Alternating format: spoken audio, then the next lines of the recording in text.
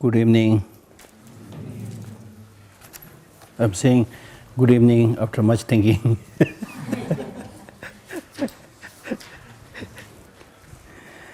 Okay, so what we finished yesterday was the 13 practices which we should refrain.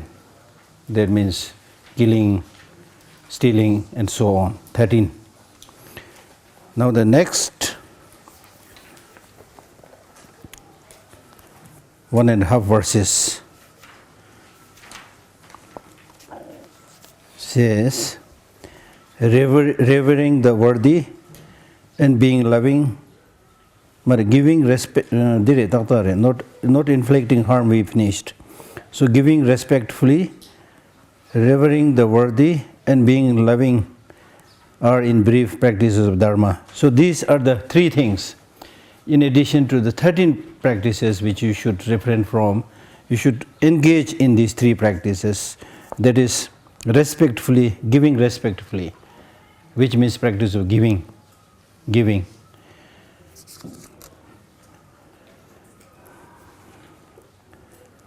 So giving means giving basically 3 things. Giving material goods, giving teaching, especially Dharma teaching, and giving fearlessness. If somebody's life is threatened, or an insect is drowning, something like that, then you should save their life. So that is called giving fearlessness.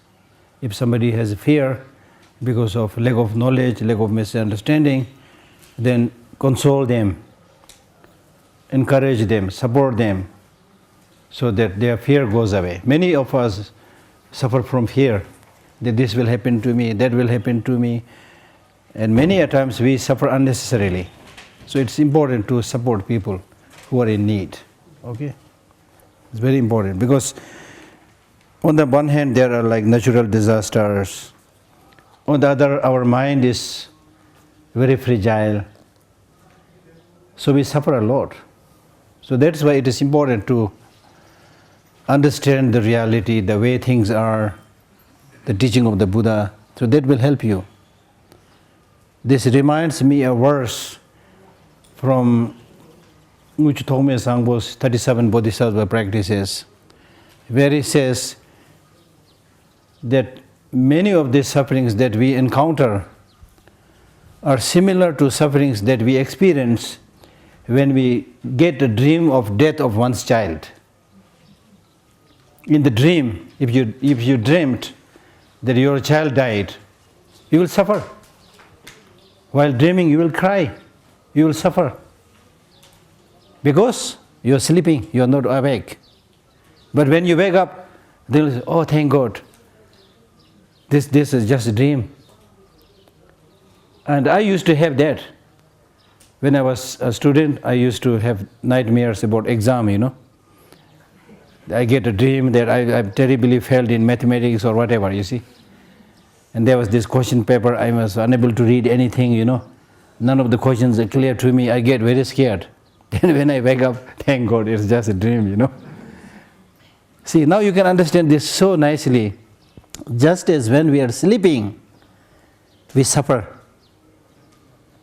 When you get a dream of death of your relatives, friends, and so on, you suffer because you're dreaming, you're not awake. Similarly, right now we are suffering because we are not awake. We are sleeping in ignorance. When somebody who's waking up, just like the Buddha, fully awakened, he doesn't suffer. All kinds of experiences he sees, but he doesn't suffer. You see? He doesn't suffer. When one of my relatives and friends suffer or dies, I get a lot of sadness, I suffer, But when someone else dies, I don't suffer. Why? Day to day we hear news of, hundreds of people dying in different parts of the world. We don't suffer. Why? One, because we don't have love, so we don't have much concern and sense of responsibility towards others. Another, it is not directly related to your self-grasping, you see. So in the case of the Buddha, his love and affection is to everybody, and he sees people dying, but he's able to understand this is part of the deal. Nothing comes value-free. This is part of the deal. So he will not be shocked, surprised by those things. So in all fluctuations, in all events, during all turbulences, Buddha is able to maintain the calmness of mind. That is what we need. The purpose of medicine is to heal you when you are sick.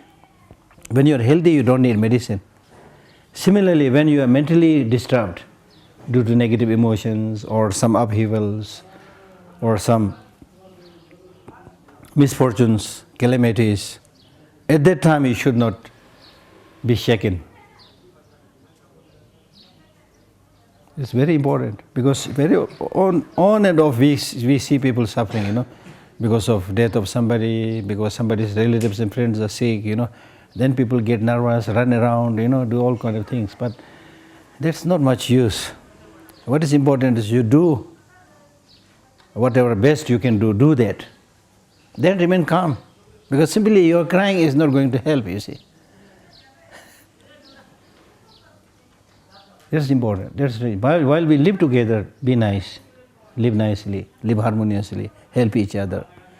But when somebody goes to a different place or somebody dies, then okay, bye, take care.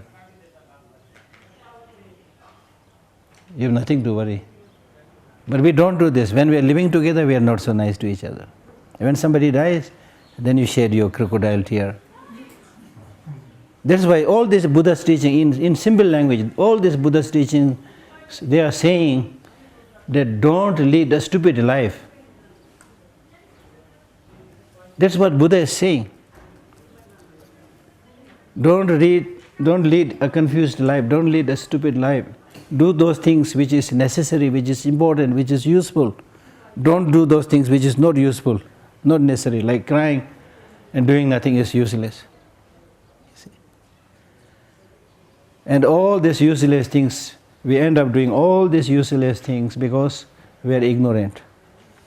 So therefore, according to the Buddha's teaching, ignorance is source of all problems and difficulties. Now in the case of our regular daily life, and maybe to some extent in the case of practice of Dharma, I would even go further and say, yes, ignorance is source of all problems and difficulties, but much more, I cannot say dangerous, but inaction is worse than ignorance sometimes. Inaction. Because most of us, although we say, I don't know Dharma, I have nothing much to practice, but we, honestly speaking, we know a lot. Not necessarily the complicated technical terms, but all of us know that I should be doing this, I should not be doing this, I should be eating this, I should not be eating this, I should be going there, I should not be going there. We all know this. Despite that knowledge, we go in the wrong place. Despite that knowledge, we eat the wrong food. Despite that knowledge, we get angry, you see. So it's not so much about ignorance on this level, it's inaction. You don't practice. You know, but you don't practice. That's the problem. And for the development and progress of a society, knowledge is important, education is important, but what is even more probably important is action. That, for example, in the Tibetan community, I see it very clearly that we are not active enough. There's not much action, little more talking, less action. So these Buddhist teachings, they are saying, let us walk the talk. Let us walk the talk. So it's by doing. In our own personal case, we do a lot of things for ourselves. We are quite active comparatively. But when it comes to the well-being of other people, development of the community, development of the society, maintaining cleanliness and so forth, we don't care. So we need like big social awakening. And I give you one example, very interesting example. Don't just follow the same habit, but use your human intelligence and do something that's really useful. I'll give you a very concrete example which you will easily understand. Like for example, with this library, we have constructed this small 8 stupas, and then we have a lot of holy scriptures inside. Because of that, many people go around, Kora, circumambulating. So that's the traditional way, which is good. But if while doing all those great Koras, maybe dozens of people going around, then there is a big dog shit right on the footpath. Imagine you see this, nobody will move it. Actually, if you are clever enough, moving those darts is definitely a virtuous practice, probably better than Kora. First of all, you are cleaning this area, which is very holy. Secondly, many people don't like to see their dog shit. But what people will normally do is, dog shit. So that's the problem, you see. It's not so much ignorance, inaction. That's why I'm saying, you see. And I used to encourage some students who used to come to study with me long time back. I used to tell them, okay, now you had studied with me for a long time, so don't become lazy. I had to tell this. Sometimes in the name of Dharma practice, people become lazy. They learn something, they do a little bit prayer, sit quiet, which is good, not harming other, but it's not so productive. And that prayer also like half sleeping, whatever. So it's really important to show to other people that your mind is really like awake and you are concerned about other people's well-being. Demonstrate that by doing things. So it's a very, very unhealthy habit to think, cleaning, there's somebody who will do the cleaning. I can't do this kind of attitude is very bad attitude. You see. Okay? So we need a social kind of awakening, kind of spiritual revolution. Sometimes His Holiness uses the word spiritual revolution. Okay? We need to prove that we are practicing, we are doing it, by doing. So one of the ways of doing that is giving respectfully. That means giving food and other material things for those who are in need. There are many who are in need. And you will be surprised to see that many of the things which is lying in your house and not so useful for you, those things may be in great need for many other people. So occasionally it will be a good habit and good practice to, while cleaning your house, you take all those parts out and give it to those people who are in need to start with. If you are unable to give, great many things, but at least to start with. As a process of cleaning your house, you do that. It will make your house cleaner and it will also benefit many other people. But we normally don't do that, you see.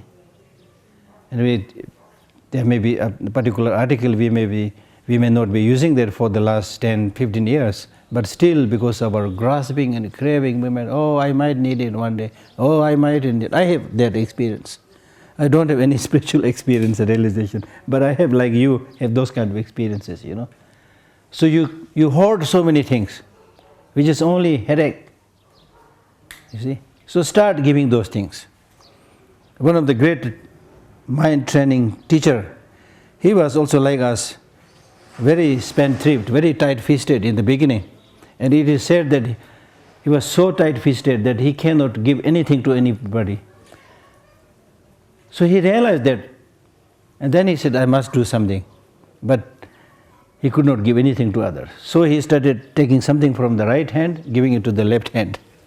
Then pick up something from the left hand and give it to the right hand. Mentally training while doing that. Then gradually, not only he was able to give, but he became a great practitioner, teacher. So we need to do things. As I already said, inaction is the problem.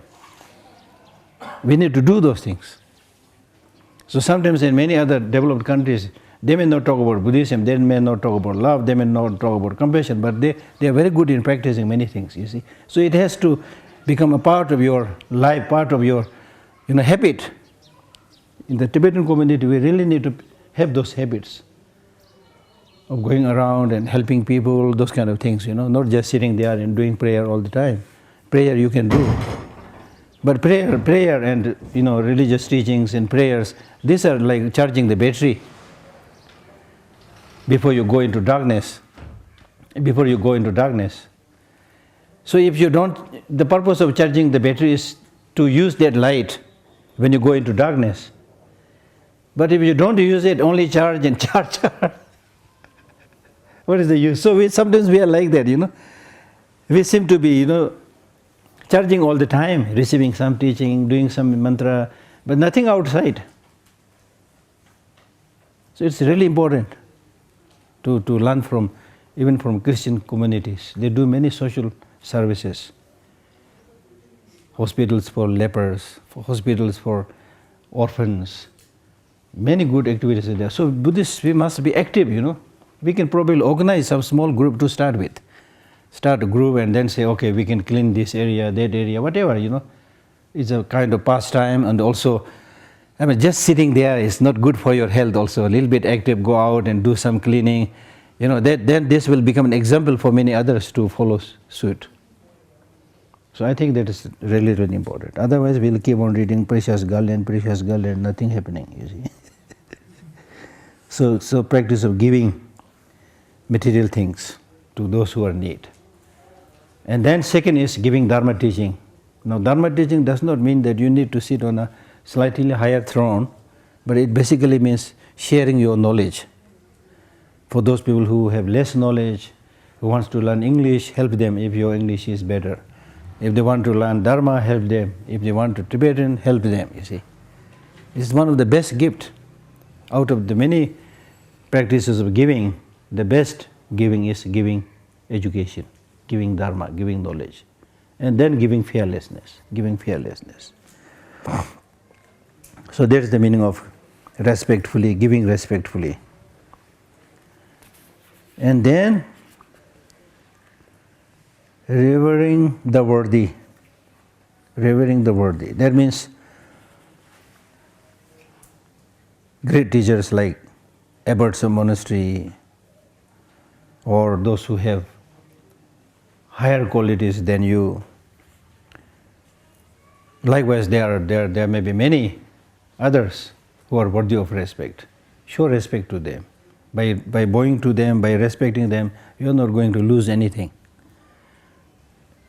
It will only help create a trend in the society that good people are respected.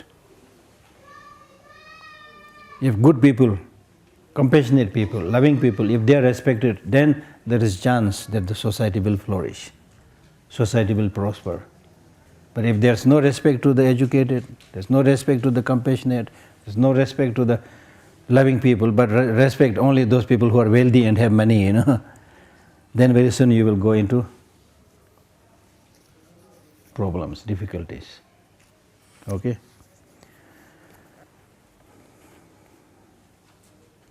And then,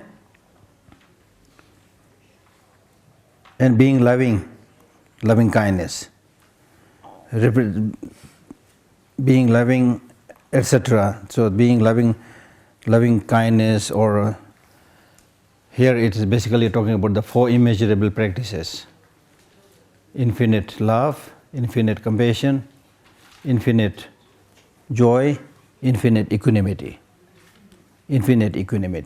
Okay? So loving kindness here basically means wishing that other sentient beings meet with happiness. Compassion means wishing that other sentient beings are without suffering. Okay? One is more affirming, one is more negating. So compassion says, how nice if all sentient beings are free from suffering. Loving kindness says, how nice if all sentient beings meet with happiness. And infinite joy says, how nice if all sentient beings, those sentient beings who are without suffering, and who have the joy, may they stay like that.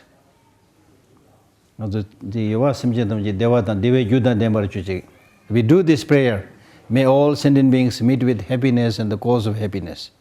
That's talking about loving kindness. May all sentient beings be without suffering and without the causes of suffering. That's generating immeasurable compassion. May all sentient beings never separated from their joy which is without suffering. That's talking about infinite joy. May I be able to abide in a state of equanimity where I do not have a feeling of too closeness to some and too distantness to others. Because right now we have, for some people to whom we call as brothers, sisters, relatives, friends, we have so much close feeling, oh, my brother, my sister. And when your brother, sister has a problem, you also get a problem, you cry, you yell, you shout, as I said earlier, you see. So much grasping, so much clinging. And then for others, oh, this is my enemy, it's good if he dies, good if she dies, kind of attitude, really. And then there's a third section, the neutral group, where you have no sensitivity, no feeling. I don't care whether he's happy, not happy, it's not my business kind of attitude, you see. When we engage in Mahayana practice, especially when we engage in developing bodhicitta, we are talking about how nice if I become Buddha for the benefit of all sentient beings. That's your prayer.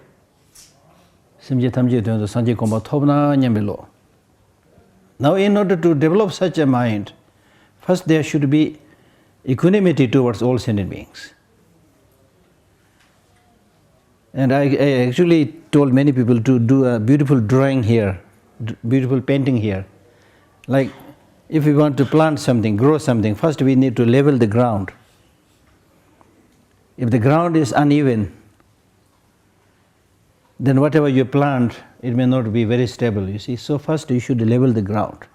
So just like leveling the ground, for cultivating bodhicitta also we have to level our mind and develop equanimity so that you don't have too much grasping to some and too much feeling of hatred and distantness to others. Because, with the reason that this person who I call my brother, sister, to whom I have so much obsession today, may be my sworn enemy in the past many lives. Very possible. The so-called my enemy today, which I hate, which I dislike, may be my brother, father, mother, sister, and so forth. Number one. Number two, even those who you call your close friend, it's not necessary they will remain your close friend forever. The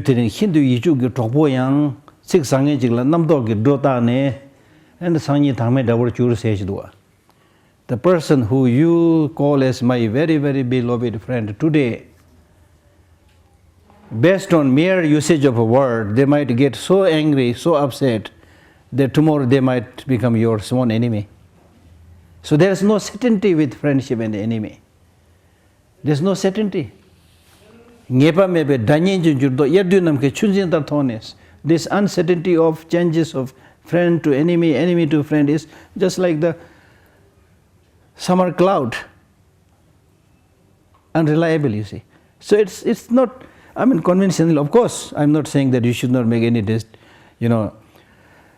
identification. We all need some kind of identification, You need identification, identity card. In addition to that, we need identity card, passport, all these things you need. So similarly, everybody has an identity. So he's my brother. There's no problem with that. But what I'm saying is, developing too much grasping and craving to anybody is not good. Not healthy, not suitable, not useful. And developing too much feeling of disliking, distantness is not good. That's not good. So ordinarily, when we dislike somebody, say one's own enemy, then we have this tendency to say, oh, my enemy. Immediately rejection. Get lost. That's what we actually say when we get angry. I have nothing to do with you, get lost.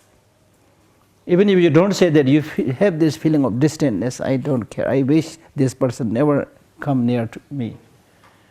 Total rejection. If you have that kind of total rejection, you are violating the bodhisattva vow. The very foundation of bodhicitta is shaken. Because when you are cultivating bodhicitta, you said, how nice if I become Buddha for the benefit of all sentient beings. You did not say, how nice if I become Buddha for the benefit of all sentient beings except my enemy. You didn't say that. Right? Like, for example, if somebody is a monk and then he loses monk, then they say, oh, he used to be a monk, he's disrobed, kind of a little bit disliking, people say like that. But with regard to higher vows like bodhisattva vows, tantric vows, how many of us receive this? And nobody cares the precepts. We're violating them, so we need to be a little bit careful about those things. Okay? And at the end of the day, it will be you who will lose peace of mind if you develop this inequality in the mind. Okay? So, okay, this person is my friend, my relative, yes. This is a karmic consequence. So I may have to repay some kindness, of what he or she has done before, whatever, So, and then also to keep with the ordinary worldly convention, you be nice, that's fine. Look after them, be very nice, be very good brother, very, very good sister, that's fine. But grasping, getting obsessed with that is not good. So similarly, those people who, engage in wrongdoings against you, you have every reason to, fight against their wrongdoing. But for the person, you should not think that I have nothing to do with this person. I wish this person go to hell. That kind of attitude is really not good. Okay? So, whether it's friend or your enemy, it is dependent on the situation, you see. There's no certainty. There's no certainty. Like my own personal experience is, like for example, now for when we don't have proper understanding, then we might not only develop ill will towards the Chinese leaders, but even to the Chinese we might think, oh, this Chinese is so bad, kind of attitude, you see. So instead of just making such an assumption that all Chinese are bad or things like that, you talk to some Chinese people. Make friendship with them. They're exactly like you, wanting happiness, not wanting suffering. There are many good Chinese people, things like that. You see? So that changes your whole perspective, how to deal with people. So it's important to accept the fact and understand the reality. So once you are able to develop that equanimity, based on the fact that all sentient beings are same in wanting happiness and not wanting suffering, same. That's the most important criteria for your practice of equanimity. So in this way, when you have developed this equanimity within yourself, then there is possibility for you to develop loving kindness, because then all sentient beings will become very close to your heart. Before you didn't have that, enemy, oh. Now you have this realization, oh, they are all same, wanting happiness, not wanting suffering, but still having a lot of suffering, not getting happiness enough. So they will appear closer to your heart. I mean, your mind is the one that really plays the magic, When you like somebody, his face also looks nicer to you. I mean, the same person, same face, his face doesn't change every day like this, Today round, tomorrow oval, this triangular, something. Doesn't change like that. But when you like somebody, his face also becomes closer to you. I've seen many mothers whose child may not be that beautiful, that handsome. And in some cases, forgive me, I'm saying this as an example. So in some cases, the child may be like having a lopsided head and, not so nice, But still for the mother, she is all praise for that child. My child did this, my child this, So beautiful to the mother, because she has that love. So when you have that love, everybody looks nice. Everybody looks attractive. Everybody looks wonderful. But when you dislike, then, oh, this person, the way he's looking towards me, not so good. Oh, kind of. You see? So it's basically in the mind, not so much in the object, how you see things. So loving kindness will come. So leveling now if you want to paint like this, you level the ground, nice ground, then plant the seed of loving kindness. Then moisten it with compassion. Then the beautiful sprout of bodhicitta will grow. So this is a beautiful drawing that you can make. Okay? So therefore, loving kindness, bodhicitta, these are the main causes for cultivation of bodhicitta.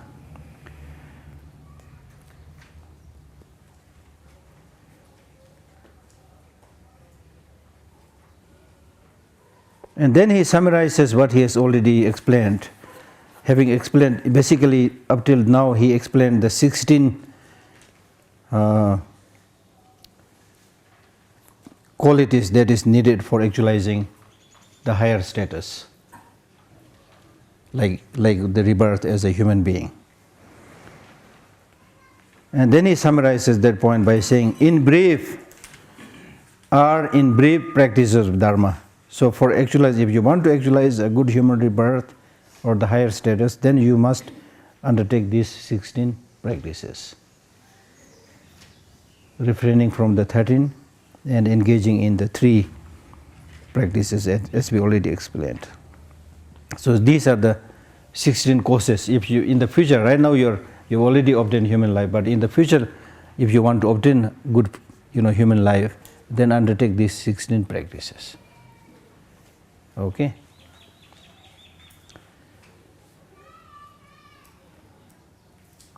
Then in the subsequent verses he is saying that these kind of teachings are found only in Buddhism and it's not there in other teachings.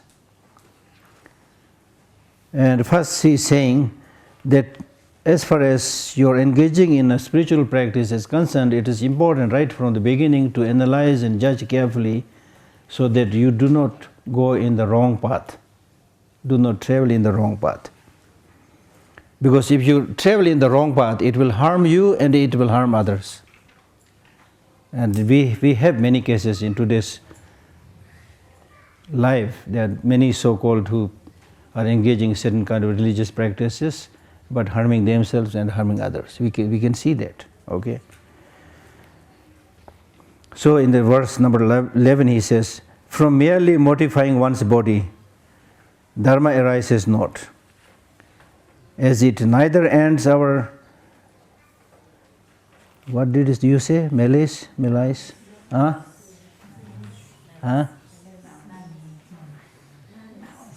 Malice. No, malice. Malice for others, harmful intention. I don't like this word. Harmful intention for others, nor has any benefit for them. That means there are religious practices where they see self-mortification as a very important practice. In ancient times, there were practices where people were encouraged to jump from a higher place on a trident. Jump on a trident and pierce your body and get yourself killed, go directly into heaven. You see, there are many practices like that. Even today there are practices in different areas. In remote areas there are practices like that. I don't want to name, there are practices like that, which is neither good for you nor good for others. Just self-mortification is not good enough for you to get any benefit. Rama?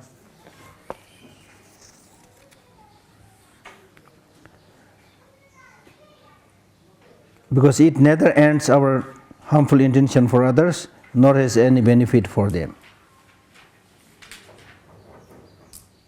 So according to the Buddhist teaching, merely undergoing physical hardship is not necessarily the path for nirvana and enlightenment, or starving yourself, or burning your fingers as a butter lamp, things like that. Just by doing that, if it is influenced by some other motivation, maybe, But just by self-mortification, it will not lead to achieving higher states of rebirth and enlightenment. Because this kind of activities does not avoid harming others and does not benefit others. And oneself is therefore, by afflicting oneself, one is actually following a path which will lead to negative state of existence. And then the next verse is identifying those people who go into such a wrong path. Being disrespectful to the wide path of Dharma that teaches generosity, discipline and patience, and by abusing our body, one strays from the path to follow the trails of animals. So that means, if you do not show respectful to the great teaching, the extensive teaching of Dharma that, as you have studied in Buddhism, which teaches practice of generosity, discipline and patience, because these practices are useful for you, beneficial others. So if you don't do these practices, but instead abuse your body, mortify your body, then you are straying from the path, you are going into the wrong path. Then you are like those animals that has lost their path and lost into a thick jungle.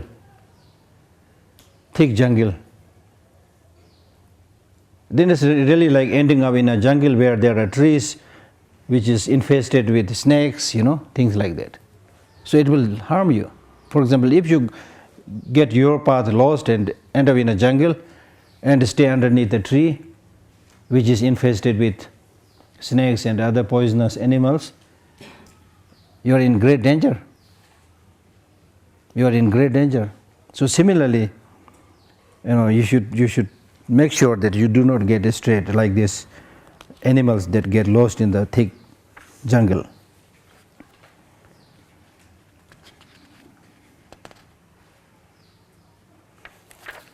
That's pretty easy, not so difficult. So I think I've explained the verse 13 also. With a body like a tree entwined by venomous beasts of delusions, beings enter the dreadful remoteness of samsara and remain in the boundless expanse of very long. So just like any somebody that is lost in the jungle and then surrounded by poisonous snakes and so forth. So similarly, if you go into the wrong spiritual path, then the poisonous snake-like destructive emotions, negative emotions will kill you. So there is the meaning. Okay.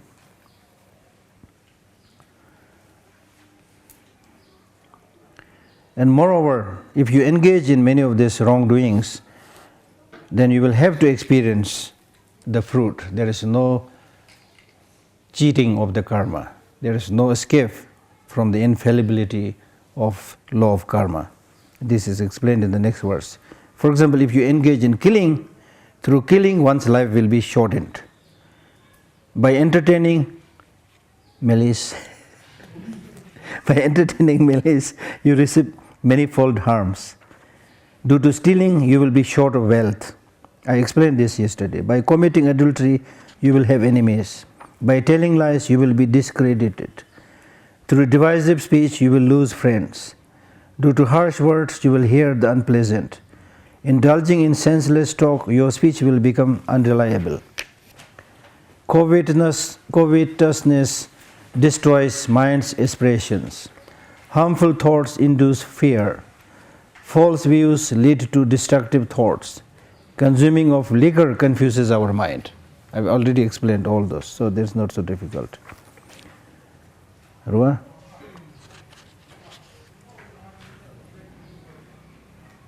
Due to not giving, one becomes poor. Through wrong livelihood, you will be deceived. From arrogance comes bad lineage. Due to jealousy, you will have meager presence. Due to anger, you will have bad complexion. See, you can learn so much from Buddhism, you see. So if you smile and be happy and laugh, then you don't have to buy all these cosmetics, You don't have to buy all this expensive cosmetics, you see. So even if you buy all this expensive jewelry and cosmetics, and I always like show this through demonstration. You have golden earrings dangling, the nice cosmetics, eyebrows and whatever, everything. And after all this makeup, then you get angry. See? So you don't look handsome, don't look beautiful, you see. And in the case of the Buddha, he doesn't have any of this ornament. Even the hair is gone. But because he carries that beautiful smile on his face, he looks so beautiful, so handsome, you see. So that's the thing. You can learn so many things. And when you have many of these ornaments, you're also inviting thieves. And there are cases today where somebody's earring is being pulled off and the ear got torn, things like that, you see. And I know one friend a Tibetan friend, a young friend, he was wearing a golden ring. And then he was talking to somebody who was going somewhere. He actually came there to say goodbye. So then he was putting his hand like this, and then the window fell down and the bus moved, and his hand got stuck because of the ring. So it all the skin and the flesh completely got pulled out, things like that. So there are so many cases like this, you see. There is a teaching which says, Khur yona kuma yosejoro, khur. If you have something to carry, then the thief is also looking at you. Oh, this man is carrying something, Khuru mena ne kuma yungi, ta yungnai thobe yomarwa. Khuru mena yungda yungi yosare. Jisu Milareva, when he was meditating in his empty cave, of course there's no light, empty cave, dark cave. Somebody, knowing that there's somebody, so he must have something. So a thief came to steal something in the darkness. So Milareva was meditating, and when he realized that somebody is trying to get something from his cave, he said, "What do you hope to get in the thick darkness when I don't get anything in the broad daylight?" You see, so generally speaking, the more you have, the more there will be thieves and so many things. In my own room, I find that whenever I have more like food and biscuits, then the ants and all kind of insects, then they start coming, you see.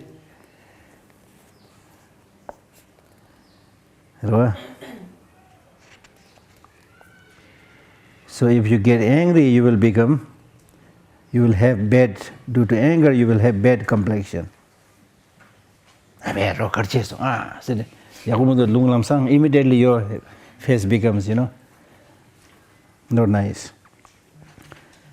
By not consulting the learned, you remain stupid. So you should that's what we read already, you respect those with more knowledge, more qualities. Ask questions. Keep in touch with them, you will get the benefit. But if you don't consult them and if you pretend you know everything, you remain stupid. These effects arise in the human state.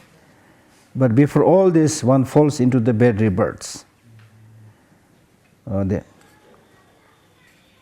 So while you are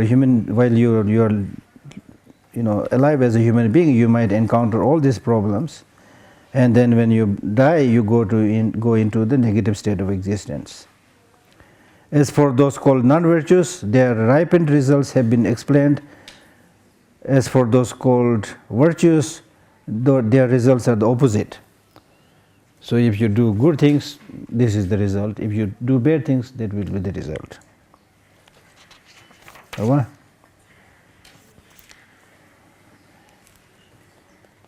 In short,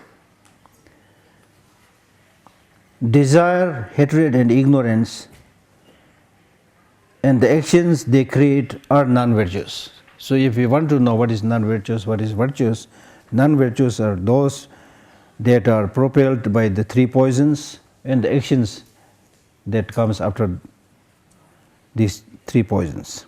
Non-desire, non-attachment and non-ignorance and the actions induced by them are virtuous practices. From non-virtuous comes all sufferings and all bad rebirth as well. From virtues come all good rebirth and happiness through all our lives. That's not so difficult. So withdraw our body, speech and mind from whatever is non-virtuous and always turn them to virtues. Thus, Dharma is explained in these two aspects. That's not so difficult. Arwa?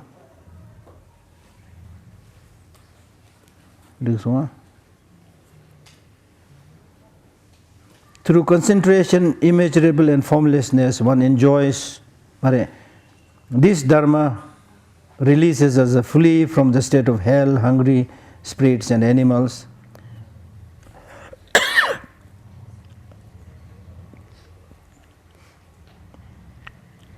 It bestows happiness, glory and dominion in the state of human and God. Through concentration, immeasurable and formlessness, one enjoys the pleasure of Brahma and so forth.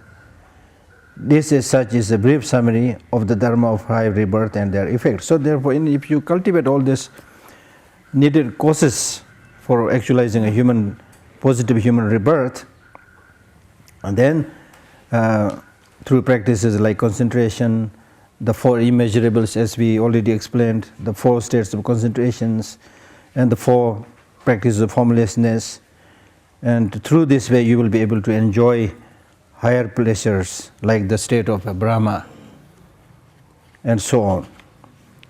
So this in short is how you would actualize.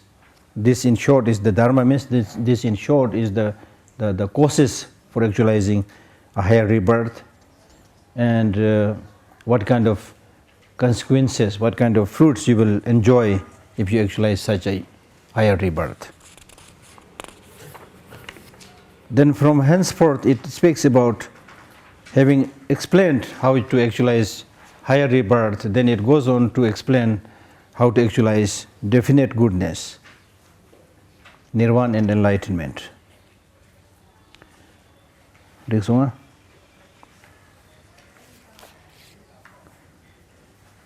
The factors for highest excellences appear as subtle and profound. The childish, bereft of learning, are thus frightened. So the victor says. So that means the factor, the causes for actualizing nirvana and enlightenment are really subtle. Very subtle means they are not easy to understand. They are very profound. Not necessarily vast, but very deep, very profound. So the childish, that means ordinary people who are ignorant, who are like innocent children, bereft of learning, who have no knowledge about the meaning of emptiness and so forth. So when for the first time they hear about this very profound, subtle teaching, like the teaching on emptiness, then they get frightened. That is what the Buddha said, as the victor says. So there is a story of somebody who was meditating on emptiness, and then suddenly when his mind started going into more of that emptiness, he got so frightened he had to touch himself, pull himself to make sure that he is there, he is alive. That's the meaning, that the childish get so much fear. Because ordinarily we are so much used with this physical thing, the concrete thing, the tangible thing. And all of us fear death. And what do you mean by fearing death? Fearing death means that you don't want to lose this body. You don't want to lose this body. I mean, it's so interesting. We are so stuck with this body. And this body itself, what is there in this body? Minam dunge lunye le, kieching deva shen le na, dunge kunji nu churwa kokola chuchi de kus. There is a beautiful verse from Aryadeva's 400 verses, where it says, in the case of human beings, their sufferings arise from their own body. Their peace and happiness arises from somewhere else. This being the case, how come that you pay so much respect to this body which is source of suffering? Minam dunge lunyele, kiechings. The sufferings that human beings experience arises from this body itself. Minam dungi lunyi le, cheshing, deva shenlenas. The peace and happiness comes from somewhere else. Today, ina dungi kunji nuchurba. This body, which is really the pot and the vessel of suffering, why do you pay so much respect to this body? The nature of this body is such that this is fragile, very sensitive, very fragile. If it is hot, oh, you can't bear. It's cold, oh, I'm feeling cold. If you don't wash few days, it's smelly, And then go more inside, more dirty things there, you see. So the problem, lot of problem, really. So why so much? Again, it's not saying that the body is useless. I'm not saying that. Again, Shantideva, in the beginning of his Bodhicharyavatara, where he says,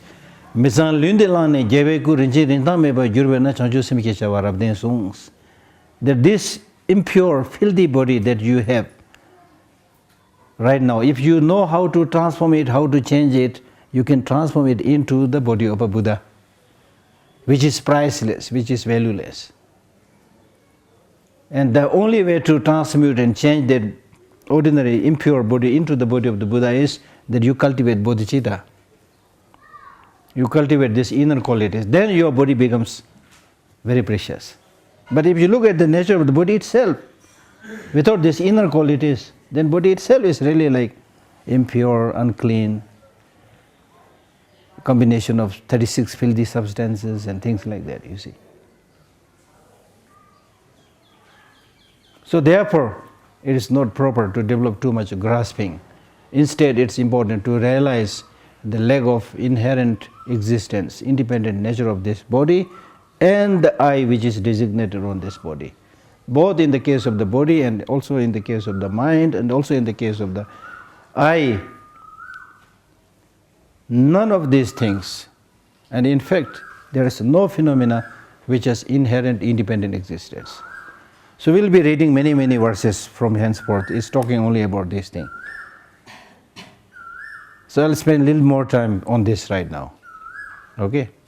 So what the Buddha is saying is, okay, for example, this is a book. Is this a book? Yes. So right now I will say I'm reading this book. I will not say I'm reading this cat.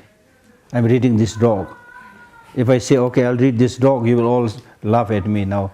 Geshe Lhakdor is gone insane. Because somebody give the designation, this is book, and we all agreed. No problem. Yes, I will call book. So we agreed. So we feel very comfortable. But if you look carefully, it's just a designation. In the beginning, instead of calling this a book, if we call this a dog or a mic, today we very comfortable, we will be saying, let us read the dog. So it's a designation, mere designation. That is to say that there is nothing that has independent, inherent existence from its own side. It's all designation. You give a name, people agree to it, and then say, okay. So that we don't get confused. We are able to separate things, we need the name. But to see that object, which is the basis of name and designation, as having permanent existence, inherent existence, independent existence, that is the source of all problems. And in fact, in Buddhism, when we talk about ignorance as the root cause of all problems, we are talking about that. Ignorance means, when we say ignorance is the root of samsara, we are not talking about mere lack of knowledge. Mere lack of knowledge is also there, but we are primarily talking about misconception of reality. Ignorance primarily means there is inborn ignorance, but primarily means misconception of reality. Now, misconception of reality is very dangerous. Mere lack of knowledge is not good, but it's okay. Just like small kid, who don't have knowledge, no misconception. So then we can explain, they will easily understand. Yes, I'll understand. This is not A, this is B. Okay, this is B. They'll understand it. They will not try to, argue against you. debate against you. But if it is misconception of the reality, then they will not listen to what you say. They will also come up with some false reasoning. They will try to defend it. So it's very dangerous. Very dangerous. Many of the fighting in the name of religion that is happening today is based on such misconception of reality. So what is the misconception? The misconception is that in reality there is nothing that is inherent independent existence. But the misconception is you think that this one has independent existence. This has inherent existence. Now, right now, if I ask you, do you exist independently? Of course, you will say, no, Geshe, no, I exist dependently. Right now, you are thinking, you see. But in our regular, ordinary life, with an unquestioning mind, that's not how we think. Especially when you fancy something, like something, you know. Oh, wow, this is so good.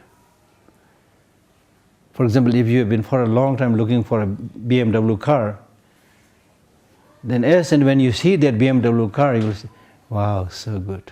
I should have one. It's inherently existing from its own side, independently existing from its own side.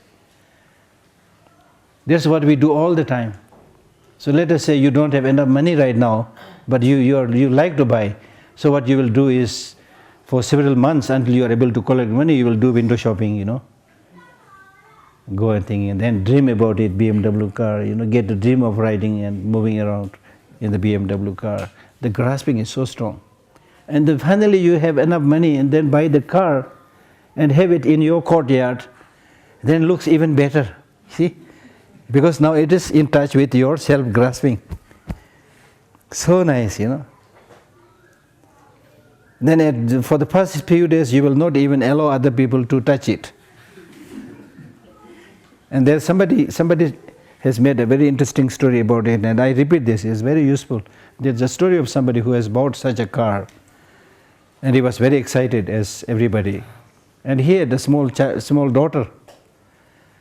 So this innocent daughter goes to their car and scribbles something, draws something. The father, because the daughter is scribbling something on the brand new car, he got so angry, he said, "What are you doing?" He pushed her aside. And unluckily this girl fell down and she died. I mean, this is a story, very moving story. It may not necessarily be true, but it can happen like this. So she dies. And then the father, of course, was so sad. Then we looked and see what she has written there. She has written, "Papa, I love you." I mean, this is so moving, you know. I read this book and it stayed in my mind. You know, it can happen like this. When you have so much craving and grasping to things, it will happen like this. So when you fancy something, you like something, in order to get that, how much effort we make, unthinkable, you know. A boy likes a girl and chases her, and not being able to get her, commit suicide. If you go to that extent, you see. I mean, that's a story, you know, very familiar to all of you, you know.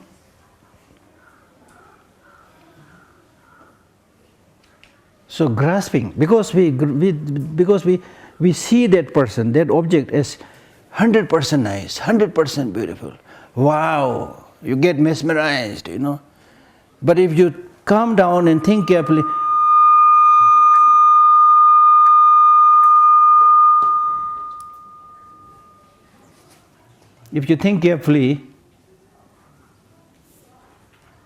maybe I'm speaking too close. Hello. So that's the important point that we need to understand. Why, if we develop grasping and craving by seeing things as having inherent independent existence, how much trouble we can have. Conversely, if you see something nice, okay, nice, but still it's subject to death, destruction. Even this BMW car looking so nice, but it's assemblage of pieces of iron or whatever, you know, and then nicely painted, you see. So at least if you have that understanding that it is fragile, one day it will go, you know, then make a connection. The connection will be much, much more realistic. You don't expect too much from those things, you see. When something happens to this person, to that person, this person reacts in a different way, you will not be shocked because you are mentally prepared that this same person, this same object has so many aspects. I mean, even in the case of one person, the one single person has so many expressions, so many aspects, so many emotions. So you cannot really say that this person is 100% good or 100% bad, things like that. So with that kind of understanding, you will be able to develop a holistic, realistic attitude, and you will not fall into any of the extremes. Okay? So that's the purpose.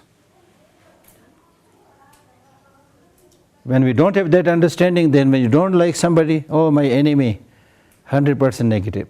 Oh, Chinese leaders, 100% negative. They are demons, they are ghosts. I can't talk to them. The only thing is use gun kind of attitude. We develop that kind of attitude. Horrible, But are you sure they are 100% bad? They have their friends, relatives who are saying they are 100% good. You see? So similarly to your friends and relatives, you say 100% nice, but there are many others who are saying that, oh, your friend is not good, your brother is not good, sister is not good, things like that. So it's a relative, you see. So once you understand that, then you are able to understand that there is no point to develop too much obsession to some and rejection or disliking to others.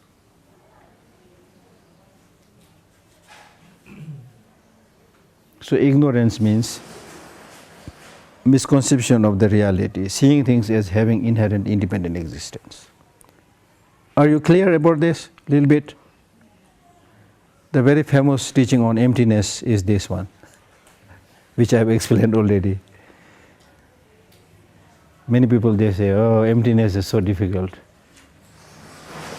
Then the teachers say also very difficult. The text also says it's subtle and profound, Yes, in order to actually internalize it is really difficult. But to get some idea is not so difficult. It's basically saying everything is interdependent and therefore there's nothing that has independent existence. Things exist. Everything. Things exist. If things exist, there are only two ways of existing. One is dependent existence, another is independent existence. Dependent existence, independent existence, they are mutually exclusive. They cannot be third possibility. Either it should be independent existence or dependent existence. So now things we see are dependent on causes and conditions, names and designations. Therefore they have a dependent existence. So that clearly proves that there is nothing that has independent existence.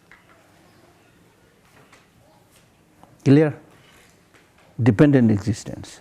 Now if you understand this meaning of dependent existence, then you will be able to understand many, many things. Network of interconnected reality.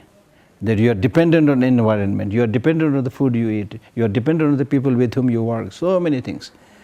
And it is nothing but natural that to whom you are dependent, you are related, you need to take care of them. The environment on which you are dependent, your health and well-being is dependent on the environment, therefore you must take care of environment. You are dependent on other people, therefore you must take care of them. The hand takes care of the leg because the hand knows that the leg is important for the hand to carry around. The hand itself cannot move, cannot walk. So the leg carries the hand. The hand also goes down to help if the leg is hurt. So they are mutually dependent, so they help each other. So it's something like that. So from here you can clearly see how this concept of emptiness. So emptiness means, okay, now you remember this. Emptiness means emptiness is not equal to nothingness, number one. Emptiness means empty of independent existence. As I already explained, things do not exist independently.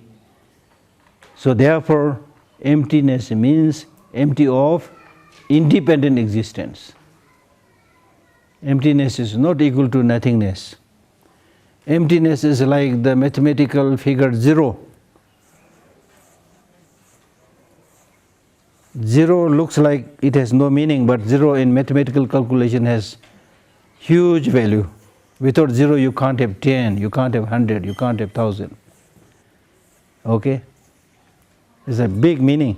So both these two ideas of the concept of 0 in mathematical calculation and concept of emptiness in philosophical understanding, both of these two great ideas are developed in India. I think there are a lot of similarities there. Just as from 0 you can develop so many other numbers. So similarly, once you are able to understand this meaning of emptiness, then you will be able to see that many things can happen now.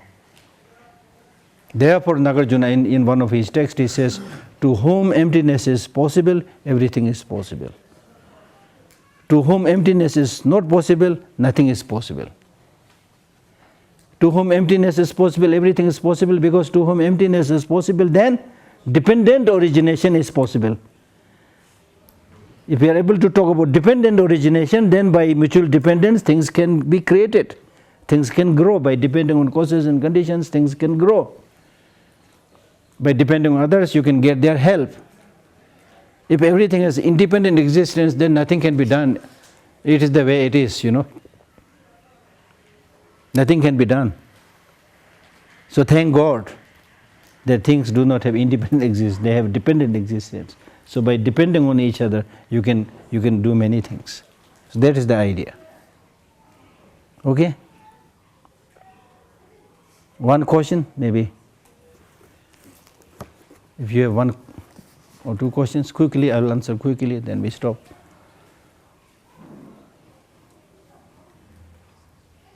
No questions?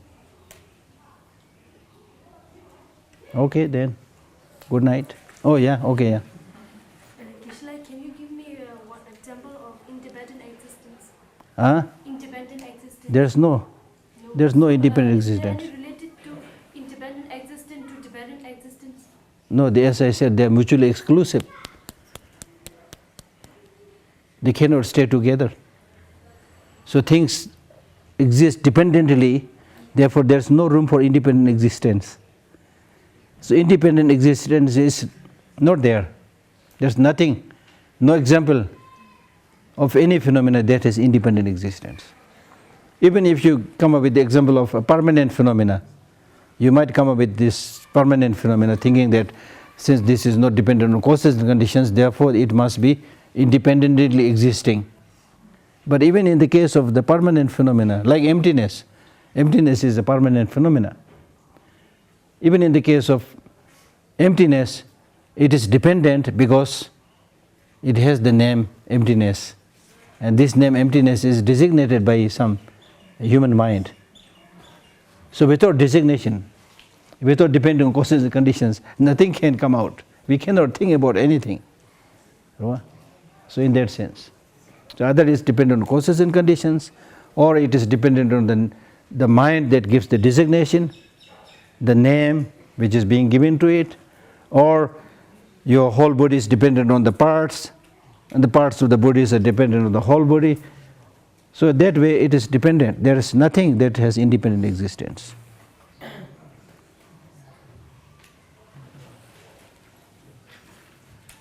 Now don't ask the question saying that if there is no independent existence, then how can we get our independence?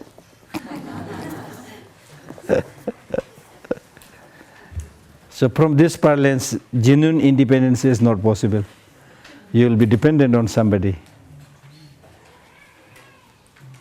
Okay, good night. Thank you.